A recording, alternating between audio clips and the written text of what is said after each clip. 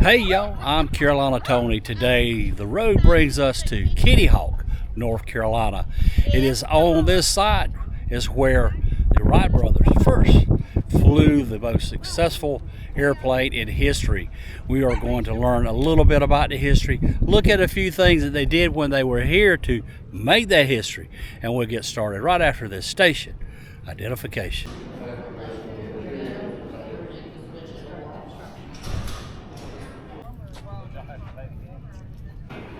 This is the museum and the Kitty Hawk First in Flight Museum, and this is a storyboard that tells about how it all got started. And there's they had other brothers, older brothers. And here is Orville in 1905 at 34 and Wilbur in 1905 at 38. Boyhood photographs of them.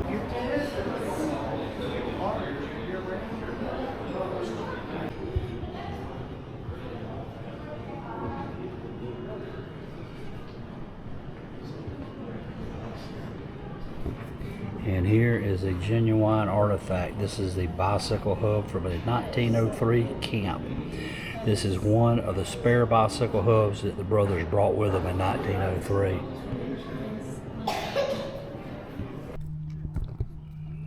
The Wright brothers made 4 successful sustained power flights on the morning of December 17, 1903.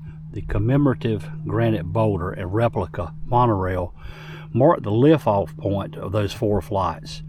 The numbered markers is the termination point. So 1, 2, 3, and way down there, number 4. So from the liftoff point, 12 seconds, 120 feet, 12 seconds, 175 feet, and in 15 seconds, 200 feet. And then 59 seconds, 852 feet. Replica of the workshop sheds that the Wright brothers used. Of course, they were from Ohio. Why did they come to Kitty Hawk in the Outer Banks? Well, one, they were looking for something private. 2, they were looking for something with winds, and there's definitely winds here. And 3rd, they were looking for something sandy, so when they hit the bottom, it wouldn't hurt so bad. Wilbur and Orville Wright lived and worked here during the summer of 1901, 1902, and 1903. Testing seasons, late summer through autumn. The reconstructed buildings depict the Wright brothers' 1903 camp. Each year the brothers refined their camp. In 1901 they built a wooden hangar or workshop and for their glider and lived in a tent. They moved their living quarters to a hangar and workshop building in 1902, and then in 1903, needing more space for their flyers, brothers built a larger hangar. This monument marks the spot. The first successful flight of an airplane was made from this spot by Orville Wright on December 17, 1903, and a machine designed and built by Wilbur Wright and Orville Wright. This tablet was erected by the National Aeronautic Association of the USA Department, the USA, December 17, 1928, to commemorate the 25th anniversary of this event. The soft sand was not a good runway. The brothers built a 60-foot wooden rail with a metal stripping to provide a hard, smooth surface for the takeoff. A dolly of wood and bicycle hubs was placed on the rail to hold the flyer above the sand as it accelerated towards liftoff.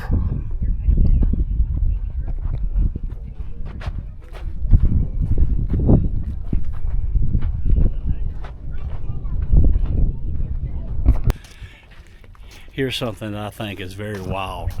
Okay, 1900s, early 1900s. They had this weird contraption that they flew just a few hundred feet. Fast forward less than 50 years and they have jets. How was that? That is like jet speed, man, progressing through the air from not even knowing if you can fly to flying way above the clouds. Isn't that crazy? some more crazy than that. 1903 first flight to around 1969, man on the moon. Insane. And this is a stainless steel replica of the Wright Flyer. Okay. And just look right here.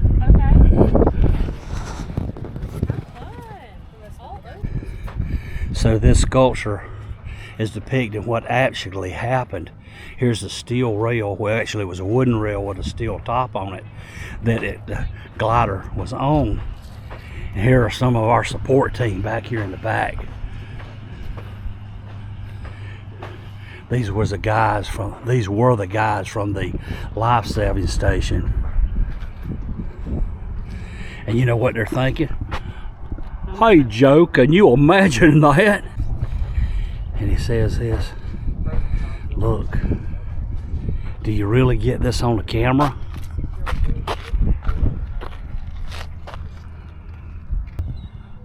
Can you believe that? Look.